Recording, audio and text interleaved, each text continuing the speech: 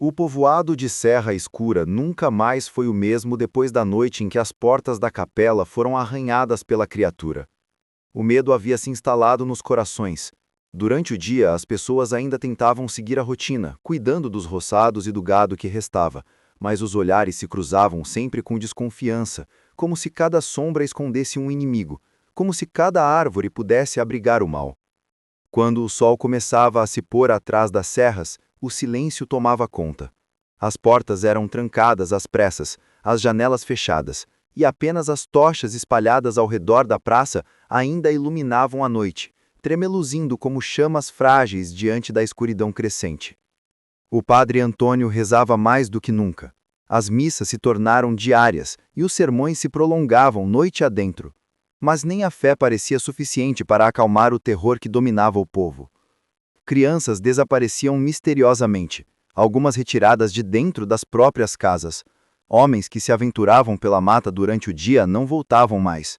E a cada noite de lua cheia, o uivo voltava a ecoar, mais forte, mais próximo, mais ameaçador. Era inevitável. Algo precisava ser feito. Certo dia, depois de mais um desaparecimento, o padre reuniu os homens mais corajosos da vila diante da capela. Eram agricultores acostumados à dureza do sertão, mas que tremiam só de pensar na fera. Com vozes hesitantes, eles aceitaram o chamado. Armados com espingardas antigas, foices, facões e paus, juraram seguir o padre até a serra para tentar dar fim àquele tormento. Antes da partida, Antônio celebrou uma missa especial. Espalhou água benta sobre as armas improvisadas, fez os homens repetirem orações de proteção e ergueu um crucifixo pesado diante de todos, proclamando que Deus não permitiria que o mal triunfasse. As mulheres choravam baixinho, algumas acreditando que nunca mais veriam seus maridos e filhos, mas ninguém podia mais se esconder. A noite da caçada chegou. A lua cheia surgia lentamente atrás das montanhas, iluminando as trilhas tortuosas que levavam até o coração da serra. O grupo avançava em silêncio, as tochas projetando sombras longas e distorcidas pelo chão. Os cães de caça, trazidos para ajudar, pararam logo nos primeiros passos, rosnando e uivando com o pelo eriçado. Nenhum deles ousou entrar na mata.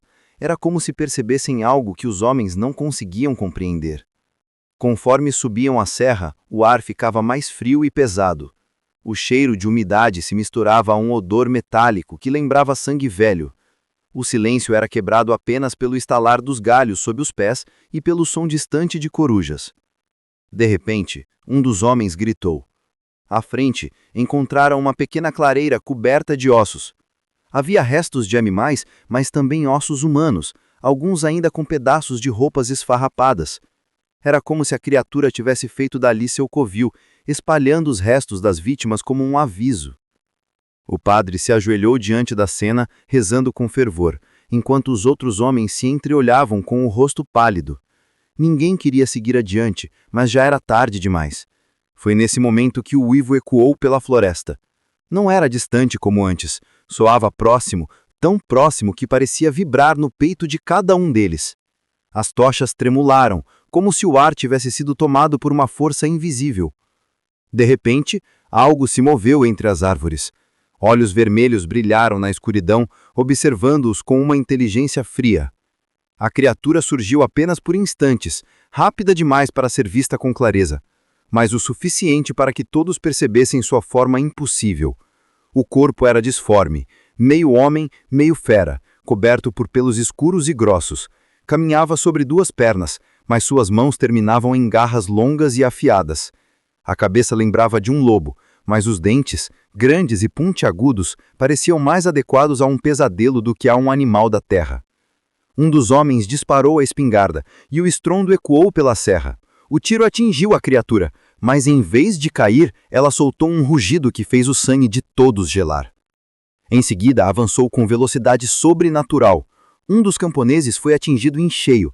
O corpo dele foi lançado ao ar como se não tivesse peso, caindo sem vida a alguns metros de distância, com o peito aberto por 3 enormes cortes. O pânico tomou conta.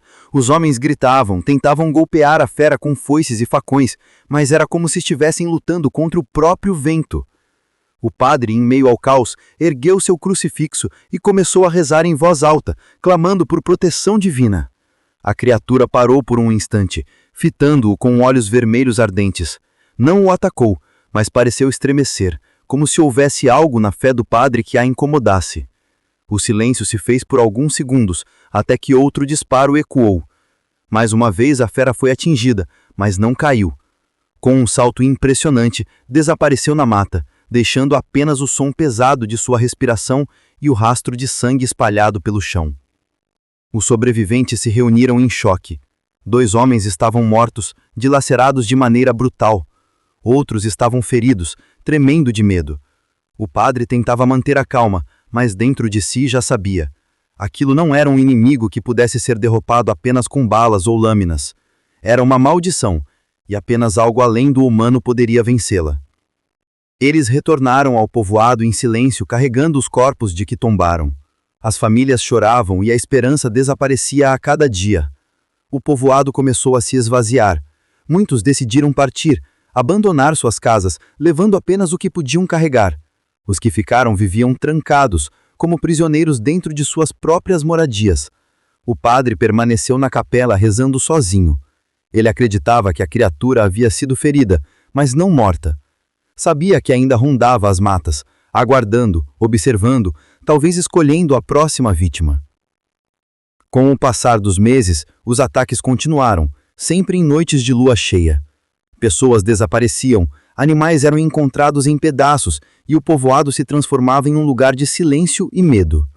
Aos poucos, a Serra Escura deixou de ser apenas um nome e se tornou uma lenda, evitada por viajantes e amaldiçoada por todos que a conheciam. O destino do padre Antônio, porém, se perdeu em meio aos relatos. Alguns diziam que ele foi devorado pela criatura em uma última batalha solitária. Outros afirmavam que ele havia sido amaldiçoado, transformando ele mesmo na fera que tanto tentava combater. Muitos juraram ter visto em noites de lua cheia uma figura solitária caminhando pelas matas da serra. Às vezes parecia um homem, vestindo batina, mas quando a lua iluminava seu rosto, os olhos brilhavam em vermelho, e o uivo que ecoava fazia até os mais corajosos estremecerem. Até hoje, quem se aventura pelos arredores da Serra Escura garante ouvir em noites de lua cheia os mesmos uivos que aterrorizavam o povoado no século XIX. Ninguém sabe se é a criatura original, se é o espírito do padre, ou se a maldição simplesmente nunca poderá ser quebrada. O que se sabe é que a escuridão da serra continua viva, aguardando aqueles que ousam desafiar o silêncio da noite.